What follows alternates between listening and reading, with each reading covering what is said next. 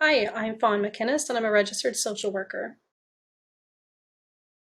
To be basically a heart with ears. Sometimes I find in that first session, people just unload, and when they're done, they usually apologize for unloading, and I always say no, like that's why we're here, right? This is the place you can do that. If someone comes in and, life is terrible and everything is terrible and nothing's going right, I try and tease out what is going right and kind of get them to start thinking about, okay, maybe this was a bad moment in a day.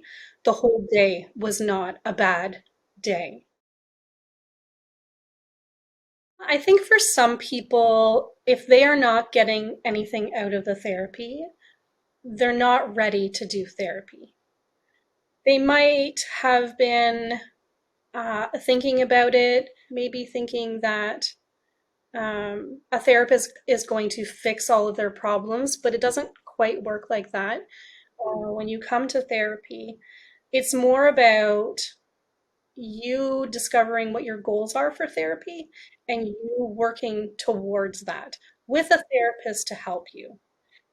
I wish I could wave a magic wand and fix everyone's problems, but it doesn't work like that. It's always an exploration, right?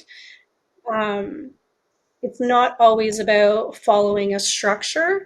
I don't really work like that. It's more about what's going on in your life, um, and discovering what those goals are, but working with the individual to come up with those goals. The idea that they're being heard.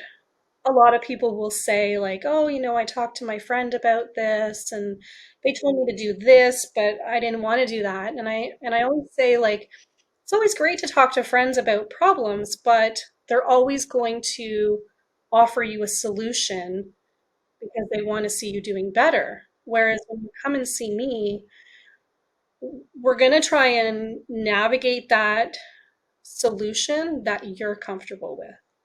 So it's based on your ideas and your goals and your background, all of that comes into play.